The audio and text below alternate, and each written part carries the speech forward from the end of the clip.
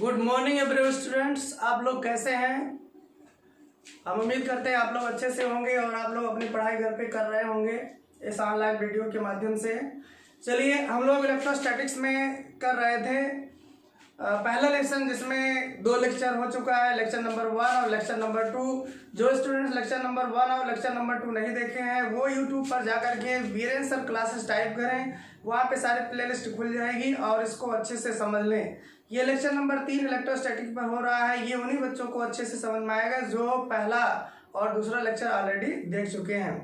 पिछले लेक्चर में बच्चों हम लोगों ने डिस्कस किया था कि जो है चार्ज 2 प्रकार का होता है, और वो जो चार्ज होता है एक बॉडी पे पॉजिटिव चार्ज माना जाता है, दूसरे बॉडी पे नेगेटिव चार्ज माना जाता है। बेंजामिन फ्रैंकलिन ने हमको ये बताया, इलेक्ट्रोस्टैटिक सीरीज के माध्यम से हमको ये उन्होंने बताया कि किस बॉडी पे पॉजिटिव चार्ज आएगा और किस बॉडी पे नेगेटिव चार्ज आएगा। बट बच्चों उनके पास कोई अच्छा सा एक्सप्लेनेशन नहीं था, उनके पास कोई ऐसी थियरी नहीं थी जिसके माध्यम से वो समझा सकते थे कि इस पे पॉजिटिव चार्ज क्यों आया और दूसरे बॉडी पे नेगेटिव चार्ज क्यों आया। तो यहाँ पे कुछ हम एग्जाम्पल्स बोर्ड पे लिखे हुए हैं, एक टेबल बनाए हुए हैं। इस टेबल को देख करके बच्चों आप जान सकते हो कि जब किसी बॉडी को दूसरे बॉडी से रब करेंगे तो किस पे पॉजिटिव चार्ज आएगा और किस पे नेगेटिव चार्ज आएगा। चलिए, थोड़ा सा हम इस टेबल को, आपको रटना नहीं है बच्चों, इसको केवल एक बार देख लीजिएगा तो दिमाग में आपकी ये मेमोराइज रहेगी हमेशा। अगर कभी भूलता है तो आप इसको रेगुलर देखते रहिएगा। जैसे इस टेबल में इधर जो लिखा गया है, इधर देखिए पॉजिटिव चार्ज और यहाँ पे आपको नेगेटिव चार्ज मैंने लिखा है। इसका मतलब ये हो गया, अगर ग्लास रॉड को अगर हम सिल्क से रगड़ते हैं स्टूडेंट्स, अगर हम ग्लास रॉड को सिल्क से रगड़ते हैं तो ग्लास रॉड पे कैसा चार्ज आएगा? Positive charge. और सिल्क पे कैसा चार्ज आएगा बच्चों? नेगेटिव चार्ज आएगा। उसी तरीके से आप देखिए, इधर वूलन कोट, इधर 2 नंबर पे सॉरी फर और वूलन कोट है। फर का मतलब होता है बच्चों बिल्ली की खाल। फर का क्या मतलब होता है? बिल्ली की खाल। तो बिल्ली की खाल या वूलन कोट, वूलन का मतलब होता है बच्चों ऊनी, जो ऊन से बने हुए कोट्स या क्लॉथ्स होते हैं उसे हम कहते हैं वूलन कोट। अगर हम बिल्ली की खाल या वूलन कोट को अगर हम एबोनाइट बच्चों एक मटेरियल होता है, किसी दिन आपको वीडियो के माध्यम से एबोनाइट, अंबर, ये दोनों मटेरियल आपको मैं इसका विजुअलाइजेशन कराऊंगा, मैं इसकी पिक्चर आपको दिखाऊंगा और मैं आपको बताऊंगा ये कहाँ पाए जाते हैं। तो अभी आप समझ लीजिए इसको, पर बिल्ली की खाल या वुलन क्लॉथ को अगर बच्चों एबोनाइट, अंबर या रबड़ से रगड़ते हैं तो इस पर पॉजिटिव चार्ज आएगा और इन सब पर कैसा चार्ज आएगा बच्चों? नेगेटिव चार्ज आएगा। इसी प्रकार इस सीरीज में तीसरे नंबर पर वुलन कोट है। वुलन कोट वही बच्चों मैंने बताया, ऊनी कोट जो होता है, अगर उसको आप प्लास्टिक के शीट से रब करेंगे तो प्लास्टिक के शीट पे नेगेटिव चार्ज आएगा और वुलन कोट पे कैसा चार्ज आएगा? पॉजिटिव चार्ज आएगा। इसी प्रकार नायलॉन या एसीटेट ये मटेरियल होता है बच्चों, अगर इसको हम किसी भी कपड़े से रब करेंगे तो इस पे पॉजिटिव चार्ज आएगा और इस पे नेगेटिव चार्ज आएगा। इसी प्रकार लास्ट पॉइंट है द ड्राई हेयर, सूखे हुए बाल पर जब हम कंघी करते हैं तो कंघी पर बच्चों नेगेटिव चार्ज आता है और यहाँ पे ड्राई हेयर पे कैसा चार्ज आता है? पॉजिटिव चार्ज आता है। यहाँ पिछले वाले वीडियो लेक्चर में मैंने आपसे पूछा था कि कंघी पे कौन सा चार्ज आया था, कुछ बच्चों ने कमेंट करके मुझे बताया सर नेगेटिव चार्ज आएगा। तो इसी तरीके से हर स्टूडेंट्स मैं उम्मीद करता हूँ जो वीडियो लेक्चर के माध्यम में बीच बीच में जो मैं क्वेश्चन आपसे डिस्कस करता हूँ, ये जो क्वेश्चन छोड़ करके मैं जाता हूँ तो उस पर आप सोचा करिए और आप कमेंट में लिख करके उसका आंसर मुझे देने का प्रयास किया करिए। अगर आपको नहीं आ रहा तो उस पर सोचेंगे, उस पर रिसर्च करेंगे, बुक पढ़ेंगे, तब आपका बच्चों नॉलेज बढ़ेगा और इस टॉपिक के प्रति इंटरेस्ट बढ़ेगा। तो पिछले लेक्चर में मैंने आपसे पूछा था जब काम को हेयर से रगड़ेंगे तो काम यानी कंघी पे कौन सा चार्ज आएगा और हेयर पे आपके कौन सा चार्ज आएगा। तो यहाँ पे आप देख सकते हैं लिस्ट में बच्चों, ड्राई हेयर पे कैसा चार्ज आना है? पॉजिटिव चार्ज, और काम पर कैसा चार्ज आना है? Negative charge. अब यहाँ पे आपके दिमाग में क्वेश्चन बन सकता है कि सर ड्राई हेयर की आप बात कर रहे हैं, अगर बाल में थोड़ा सा नमी हो, कोई मॉइस्चर हो, तब क्या वो चार्ज नहीं होगा? होगा बच्चों, जरूर चार्ज होगा। लेकिन वजह यह है कि जब आपका बाल गीला होगा या उसमें ह्यूमिडिटी होगी या वो नमी होगी, मॉइस्चर होगी, तो फ्रैक्शन बहुत कम हो जाएगा। जो नमी होती है बच्चों फ्रैक्शन को रिड्यूस कर देता है, घटा देता है। जब आप कंघी को रब करोगे बाल पर तो अच्छे से फ्रैक्शन नहीं होगा। अच्छे से अगर फ्रैक्शन नहीं होगा बच्चों तो उस पर चार्ज नहीं जाएंगे। इसलिए अच्छा, अगर प्रैक्टिकल आपको करना है तो आपको ड्राई हेयर ही रखना पड़ेगा। तो इस लिस्ट को आपको बच्चों रटना नहीं है, आप एक बार देख लीजिए, इसको आप अपने नोट्स में कॉपी कर लीजिए, वीडियो को पॉज करके आप इसको कॉपी कर लीजिए। इस लिस्ट को जब आप 2-4 बार देखेंगे तो आपको ऑटोमेटिक बच्चों याद हो जाएगा। चलिए अब इसके बाद हम इसमें आगे चलते हैं।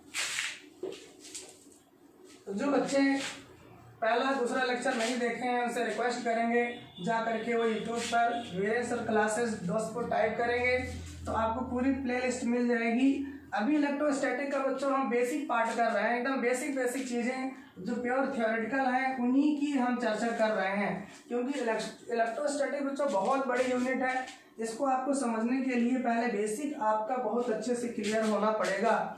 इसीलिए हम 2-3 लेक्चर तक अभी बेसिक ही क्लियर कर रहे हैं। जैसे जैसे इस लेसन में हम आगे बढ़ेंगे वैसे वैसे बच्चों ये जो है लेसन इंटरेस्टिंग होता चला जाएगा, इम्पोर्टेंट होता चला जाएगा। कुछ थ्योरी, कुछ रूल्स, कुछ न्यूमेरिकल्स जैसे आएंगे तब आपको इसमें और भी इंटरेस्ट आने लगेगा।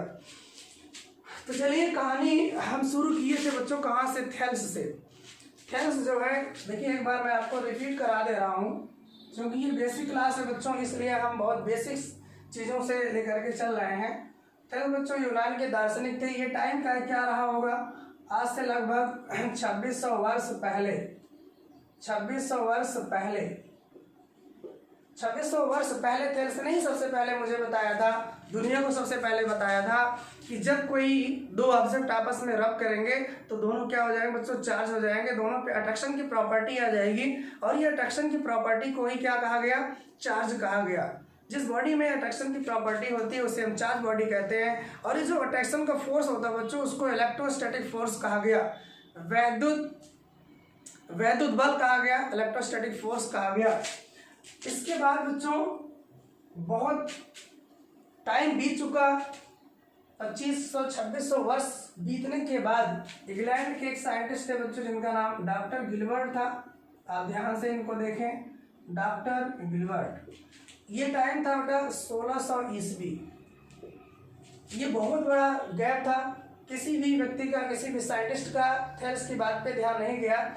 लेकिन 1600 ईस्वी में इंग्लैंड के साइंटिस्ट बच्चों डॉक्टर गिलबर्ट, इन्होंने थेल्स की बात को दोबारा प्रैक्टिकल किया और उनकी बात को जनरलाइज किया कि ये केवल अंबर और ग्लास रॉड पर भी ऐसा नहीं होता है, या अंबर सिल्क के लिए ही ऐसा नहीं होता है, बल्कि बहुत सारे जो मटेरियल्स इस यूनिवर्स में पाए जाते हैं किसी को किसी के साथ रब करेंगे तो वो क्या हो जाती है, चार्ज हो जाती हैं और उनमें अट्रैक्शन की प्रॉपर्टी आ जाती है। इसके बाद बच्चों जो इलेक्ट्रिसिटी की दुनिया में एक बहुत सम्मानजनक नाम लिया जाता है, बहुत बड़ा नाम है, जिनका नाम बच्चों बेंजामिन फ्रैंकलिन है। अभी आप लोगों ने देखा था दूसरे वाले लेक्चर में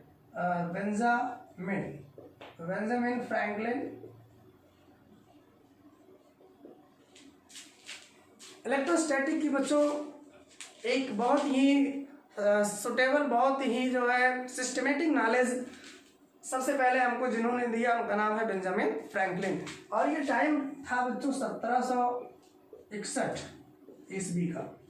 ये टाइम था 1761 ईस्वी में। सबसे पहले बेंजामिन फ्रैंकलिन ने हम लोगों को ये बताया कि चार्ज बच्चों दो प्रकार के होते हैं, एक पॉजिटिव चार्ज और एक नेगेटिव चार्ज। तो ये बेंजामिन फ्रैंकलिन ने यहाँ तक चीज़ों को हमको बता दिया था। इसके पहले वाले लेक्चर में हम लोगों ने कुछ इलेक्ट्रोस्टैटिक्स में होने वाले कुछ प्रोसेस के बारे में हम लोगों ने सीखा था। जैसे मैं बता दे रहा हूँ बच्चों, वहाँ पे दूसरे वाले लेक्चर में हमने आपको डिस्चार्जिंग सिखाया, आपको स्पार्किंग सिखाया, आपको मैं इलेक्ट्रिक शॉक के बारे में बताया और अर्थिंग कैसे की जाती है, अर्थिंग का मीनिंग क्या होता है, इसके बारे में बच्चों बेसिक अभी हमने आपको बताया है। ये जो टर्मिनोलॉजी होती है उसका मतलब मैंने केवल बताया है, उसके पीछे का जो रीज़न है, स्पार्किंग क्यों होती है, अर्थिंग क्यों होती है, चार्ज एक बॉडी से दूसरे बॉडी पे क्यों मूव करते हैं, ये सारी चीज़ें बच्चों जैसे जैसे हम आगे बढ़ेंगे इस लेसन में वैसे वैसे करेंगे। लेकिन उसमें हमने केवल आपको बेसिक बताया, एक इंट्रोडक्शन क्लास थी कि ये चीज़ें होती क्या हैं, ताकि जब इसके हम बेस पर जाएं, इसके रीजन पर जाएं तो आपको ये ना दिक्कत रहे कि इसे कहते हैं हम, ये होते क्या है, इसको हम ये स्पार्किंग, ये शॉकिंग, ये होता क्या है। अब यहाँ पर बेंजामिन फ्रैंकलिन ने बच्चों हमको बताया कि चार्ज दो प्रकार के होते हैं, पॉजिटिव चार्ज और नेगेटिव चार्ज। तो बेंजामिन फ्रैंकलिन ने बच्चों जो है कुछ नेचर में घटनाएं घट रही थी, इनका ध्यान नेचर पर गया। नेचर में जैसे आप लोग देखते होंगे, बचपन से देखते आए होंगे कि जब बारिश के दिनों में बादल गरजते हैं, वहाँ आसमान में बच्चों बिजली चमकती है, तो ये बादल का गरजना और बिजली का चमकना, इस चीज़ पर जब बेंजामिन फ्रैंकलिन का ध्यान गया तो उन्होंने ये कहा निश्चित रूप से वहाँ भी यही काम हो रहा होगा, जो रब करने पे एक बॉडी पर दूसरे बॉडी को रब करने पे चार्ज आ जाता है। तो उन्होंने सिंपली ये कह दिया कि आसमान में जो बिजली चमकती है, जो बादल गरजते हैं बच्चों, वो एक जो है वैज्ञानिक घटना है, एक साइंटिफिक फेनोमेना है। वहाँ पर भी बादल आपस में रगड़ते होंगे, बादल आपस में बच्चों चार्ज होते होंगे, चार्ज होने की वजह से जब वो आपस पास में आते होंगे तो डिस्चार्जिंग हो रही होगी, कुछ चार्ज जो है एक बॉडी से दूसरे बॉडी पे ट्रांसफर हो रहे होंगे। क्योंकि ये बहुत बड़े पैमाने पर होता है, इसलिए हमको इतनी हाई एनर्जी की लाइट निकलती है, दिखाई देता है, और वहाँ से बहुत तेज थंडरिंग की आवाज़ सुनाई देती है। मैं आपको बता दूं बच्चों, 1761 ईस्वी तक इस दुनिया के सारे लोग दो प्रकार की विचारधाराओं में बंट गए थे। एक प्रकार की विचारधारा वो थी जो देवी देवताओं में विश्वास करते थे, जो विभिन्न प्रकार के कर्मकांडों में विश्वास करते थे। उनका ये मानना था कि इस यूनिवर्स में, इस ब्रह्मांड में जो कुछ भी हो रहा है उसके पीछे कोई ना कोई दैवी शक्ति है, कोई ना कोई डिवाइन पावर है बच्चों। इंसानों के बस की बात नहीं है उसे समझना, और ना इंसान उसको कर सकता है। ये धार्मिक लोग थे, उसमें उन लोगों में अंधविश्वास बहुत ज़्यादा था बच्चों। तो ये मोस्टली पीपल, इस टाइम तक मोस्टली पीपल यही थे कि वो अंधविश्वासी थे। जितनी भी घटनाएं होती थी उसके पीछे जो है वो देवी शक्तियों का ही जो है हाथ मानते थे, उन्हीं के द्वारा कहते थे वही सब कुछ कराते हैं, इसमें हम लोग कुछ नहीं कर सकते हैं। और दूसरे टाइप का जो विचारधारा के लोग थे बच्चों, वो एक साइंटिस्टों का ग्रुप था, जो उस टाइम में कुछ पढ़े लिखे लोग थे, जो इस चीज़ को समझते थे कि जो है कोई भी घटना किसी कारण की वजह से ही हो रही है, उसमें किसी डिवाइन पावर की कोई जो है हस्तक्षेप नहीं है, कोई डिवाइन पावर उसके लिए कोई रिस्पॉन्सिबल नहीं है। तो बेंजामिन फ्रैंकलिन बच्चों जो कि एक साइंटिस्ट थे, वो किसी भी घटना के प्रैक्टिकल को जब करते थे, उसके रीजन को समझते थे, तभी उसको मानते थे। बेंजामिन फ्रैंकलिन का मानना ये था, इस नेचर में जो कुछ भी घट रहा है, जितनी भी चीजें हो रही हैं बच्चों, उसके पीछे का रीजन जो है साइंस है। हम उसको समझ सकते हैं, हम उसको खुद लैब में कर सकते हैं और दूसरों को समझा भी सकते हैं। तो जब बेंजामिन फ्रैंकलिन ने सबसे पहले बोला कि आसमान में बिजली का चमकना, बादल का गरजना, ये एक डिवाइन पावर नहीं है बच्चों, ये क्या है, जस्ट चार्जिंग ऑफ बॉडी है। उन्होंने बताया जब बादल रगड़ते हैं तो वहाँ चार्ज बनते हैं, स्पार्किंग होती है, इसी वजह से हमें लाइटनिंग और थंडरिंग की आवाज़ सुनाई देती है। लेकिन बच्चों जैसे ही इनका ये कहना हुआ, दुनिया के जितने धार्मिक लोग थे, जितने धर्मगुरु थे, जो बहुत ज़्यादा अंधविश्वासी थे, वो इनकी इस विचारधारा का विरोध करने लगे। वो सबके सब इनके पास पहुंच गए और इनसे पूछना शुरू कर दिए, भाई अगर आप कहते हो कि ये डिवाइन पावर नहीं है, इसको ये साइंस के द्वारा होता है, तो तुम भी करके दिखाओ। चलो आसमान में अभी बिजली का चमकना दिखाओ मुझे, अभी आप बादल का गरजना अभी दिखाओ। तो बच्चों क्योंकि वो लोग धर्म में बहुत ज़्यादा विश्वास करते थे, उसमें बहुत सारे लोग गुस्सा भी हो गए होंगे, बेंजामिन फ्रैंकलिन का बहुत ज़्यादा विरोध किए होंगे। लेकिन बेंजामिन फ्रैंकलिन बच्चों, उनको 100% विश्वास था कि ये कोई डिवाइन पावर नहीं है, ये चार्जिंग की वजह से ही ऐसा हो रहा है। तो बेंजामिन फ्रैंकलिन ने कहा कि ठीक है, आप मुझे टाइम दे दीजिए, हम आपको कुछ दिन के बाद इसका रीजन बता देंगे, हमने लाइव में भी इसको करके दिखा देंगे, तब तो आप यकीन कर लेंगे कि this is not a divine phenomena, this is only a scientific reason. तो दुनिया के सारे जो धर्मगुरु थे उनको छोड़ करके चले गए। अब बेंजामिन फ्रैंकलिन के पास ये बच्चों चैलेंज था कि कैसे इस चीज़ को वो समझाएं दुनिया को कि बिजली का चमकना, बादल का गरजना वो डिवाइन पावर नहीं है, वो जस्ट चार्जिंग की वजह से हो रहा है। उन्होंने बहुत प्रकार के बच्चों एक्सपेरिमेंट किए इस चीज़ को समझने के लिए, दुनिया को समझाने के लिए, लेकिन दुर्भाग्य उनका था, कोई भी एक्सपेरिमेंट उनका बहुत ज़्यादा सक्सेसफुल नहीं था, जिसके द्वारा उन मूर्खों को, उन धर्मगुरुओं को जो बहुत ज़्यादा अंधविश्वासी थे, उन्हें ये समझा सकें कि यहाँ पे कोई दैवी पावर नहीं काम कर रही है। लेकिन इसी एक्सपेरिमेंट में बच्चों उनका एक काइट एक्सपेरिमेंट बहुत ही फेमस है। काइट एक्सपेरिमेंट जैसे ही इनका आया, वैसे ही सारे दुनिया के जो उस टाइम इलेक्ट्रिसिटी पे बच्चों काम कर रहे थे, इलेक्ट्रोस्टैटिक पे काम कर रहे थे, उनको एक आधार मिल गया, उनको एक शुरुआत मिल गई इस काइट एक्सपेरिमेंट के माध्यम से चीज़ों को समझने के लिए। चलिए हम आपको बताते हैं बेंजामिन फ्रैंकलिन का वो काइट एक्सपेरिमेंट क्या था। इसको हम काइट एक्सपेरिमेंट कहते हैं बच्चों, काइट एक्सपेरिमेंट। क्योंकि बेंजामिन फ्रैंकलिन ने बच्चों चुनौती एक्सेप्ट कर लिया था कि हम इसको करके दिखाएंगे लैब में कि ये जो घटनाएं हो रही हैं वो जस्ट बिकॉज साइंस की वजह से ही हो रही है, उसको हम समझ सकते हैं और खुद हम कर सकते हैं, ये चीज उनको दिखाना था। तो एक दिन बच्चों क्या हुआ, ये जो बेंजामिन फ्रैंकलिन जहाँ पे रहते थे वहां पे आए दिन बहुत तेजी के साथ आंधियां आया करती थी, बहुत ज्यादा तूफान चला करते थे और आसमान में बिजली गरजा करती थी, बहुत ज्यादा बारिश भी हुआ करते थे। इन्हीं के घर के बगल में, ये बच्चों अमेरिका के रहने वाले थे, इन्हीं के घर के जस्ट बगल में एक बहुत बड़ी चर्च थी, एक बहुत बड़ी चर्च थी। एक दिन उन्होंने एक ऐसी रात चुना बच्चों जिस दिन बहुत तेजी के साथ आंधी आई थी, आसमान में बहुत तेजी के साथ बिजली चमक रही थी और बहुत तेजी के साथ जो है थंडरिंग हो रही थी, गर्जन हो रही थी। इन्होंने क्या किया, एक पतंग बनाया और उस पतंग को लेकर के उस चर्च पर चढ़ गए, चर्च पर सबसे ज्यादा ऊंचाई पर वो चढ़ गए पतंग को लेकर के, और उसको बच्चों उन्होंने इतना ऊपर उड़ाया कि वो पतंग बादलों के बीच में जाके पहुंच गई, जहां पे बादल आपस में रगड़ रहे थे। तो बेंजामिन फ्रैंकलिन ये सोच रहे थे कि बादल आपस में रगड़ रहे हैं, इस वजह से चार्ज बन रहा है। तो चार्ज अगर वहां पे बन रहा है तो वो चार्ज उस पतंग के माध्यम से डोरी से होते हुए हमारे पास हाथ तक पहुंचेगा, और जब वो चार्ज बच्चों हाथ तक पहुंचेगा तो इलेक्ट्रिक शॉक हमको लगेगा। ऐसा बेंजामिन की सोच थी। इलेक्ट्रिक शॉक क्या है, पिछले लेसन में हमने आपको बताया इलेक्ट्रिक शॉक क्या होता है। जो बच्चे नहीं समझ रहे हैं वो जाकर के उस लेक्चर को देख लें, तब यहाँ पे इस काइट एक्सपेरिमेंट उनको अच्छे से समझ में आएगा। तो बेंजामिन फ्रैंकलिन क्या किए, डोरी लिए, हल्की डोरी लिए, बहुत लंबी डोरी लिए और उस पतंग को उड़ा दिया, और पतंग जाके पहुंची बच्चों आसमानों के बीच में जहां पे गर्जन हो रही थी और जहां पे बिजली चमक रही थी। लेकिन जब वो वहां पहुंची पतंग तो बच्चों बेंजामिन फ्रैंकलिन को कोई शॉक नहीं लगा, कोई उनको झटका नहीं महसूस हुआ। अब उनको कोई झटका महसूस नहीं हुआ तो बच्चों ही वाज ऑलरेडी शॉक। उनको उससे भी बड़ा झटका तो ये लगा कि ये चार्ज क्यों नहीं आ रहा है। जब वहां बादल रगड़ रहे हैं, चार्जिंग की फेनोमेना हो रही है, स्पार्किंग हो रही, तो चार्ज तो आना चाहिए था, चार्ज नहीं आया। इसलिए बच्चों उससे भी तगड़ा उनको झटका लगा, उससे भी तगड़ा शॉक लगा उन्हें। लेकिन फिर उन्होंने दिमाग को कंसंट्रेट किया और थोड़ी देर सोचे।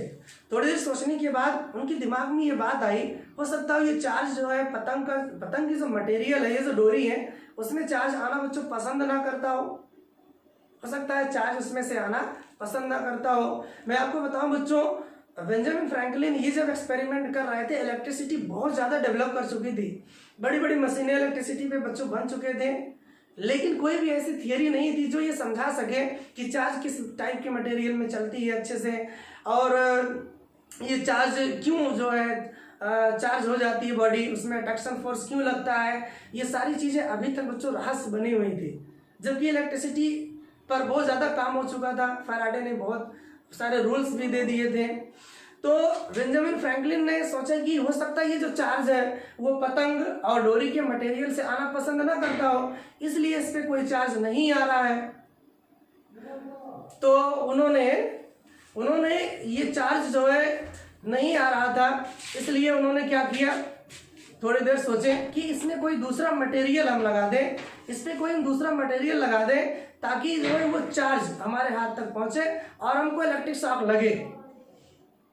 तो उस टाइम जब वो चर्च पे चढ़े थे, उस टाइम उनके पास कोई दूसरा ऑब्जेक्ट नहीं था, तो गले में क्या किए थे, एक लॉकेट पहने थे बच्चों।